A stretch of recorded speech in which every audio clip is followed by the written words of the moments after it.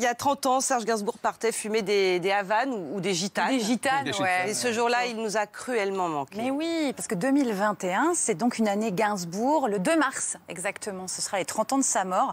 C'est pas joyeux du tout, hein, les anniversaires de la mort de, mais ça nous permet de réécouter sa musique. Et ça ne se refuse pas.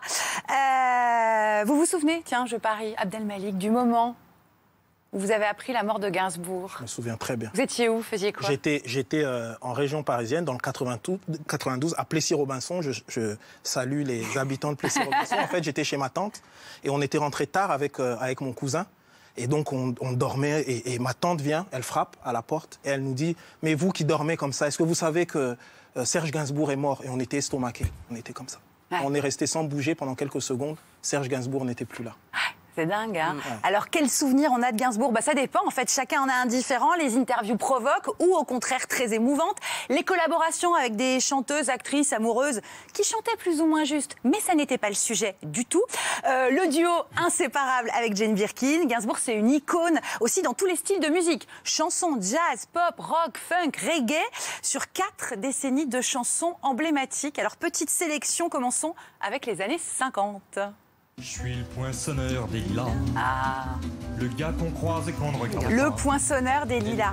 Première chanson du premier album de Gainsbourg. C'est l'enfance de l'art. Enfin, l'enfance, non, parce que du chant à la une, il avait une voix de gamin, mais il avait quand même déjà 30 ans et pas mal roulé sa bosse. Serge, 58. Dans les années 60, là, j'avais le choix. Parce que dans les années 60, il a tout fait. Gainsbourg, New York, USA, Initials Bébé, Je t'aime, moi non plus. Mais j'ai choisi celle-ci car elle va vous faire penser, cher Abdelmalik, à quelqu'un que vous aimez beaucoup. Oui, la javanaise. Déplaise en dansant la javanaise. La javanaise en 1963, chantée aussi par votre amie Juliette Gréco. Vous déplaise en dansant la javanaise.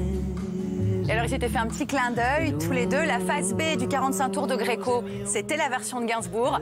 Et la face B du 45 tours de Gainsbourg, c'était la version de Gréco. Gréco, c'était déjà une superstar. Elle a donné, elle fait partie de ceux qui ont donné sa chance à Gainsbourg. Véritablement. Donc, je tenais à...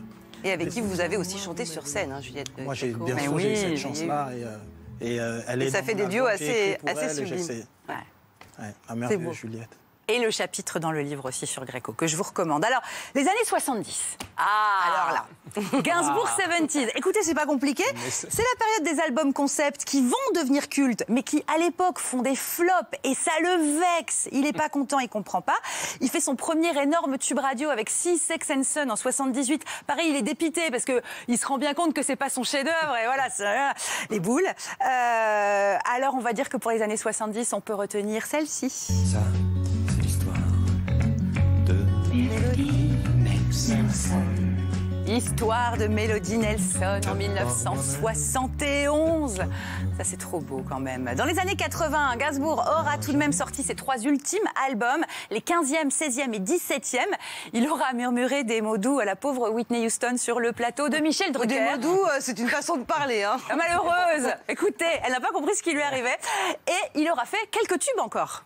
Passer des éclairs comme si passe des anges. Reprise de Mon Légionnaire. Est-ce que vous vous souvenez du clip? Moi j'adorais, on a les images. Coup porté, pas vu. Il était beau. Il sentait bon le sable chaud.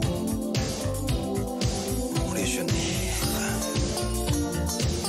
Il y avait du soleil sur son front qui mettait dans ses cheveux blonds de la lumière. Abdelmalik, vous dites c'est une autre époque, quand même. Non, mais c'est chouette. Comme quoi, la voix qui interprète, le texte prend tout de suite un sens extrêmement différent. Et Mon Légionnaire, je trouve que ça a fait beaucoup de bien à beaucoup de gens en 87-88.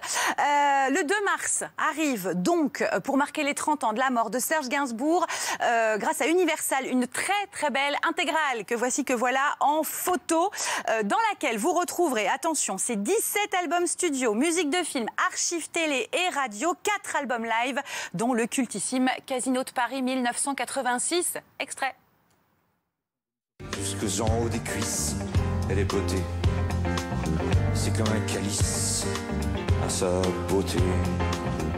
Elle ne porte rien d'autre qu'un peu d'essence de gamin dans les cheveux.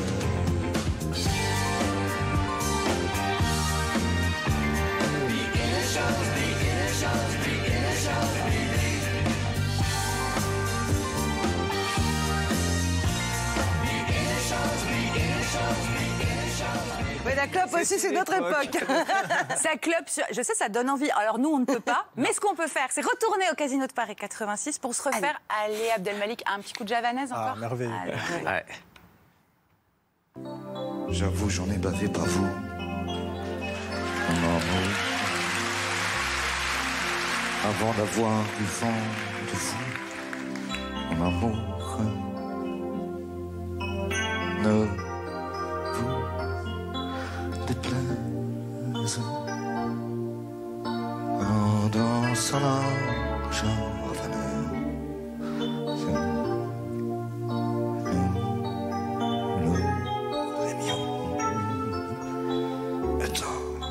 De chanson. La gestuelle. Splendide, hein.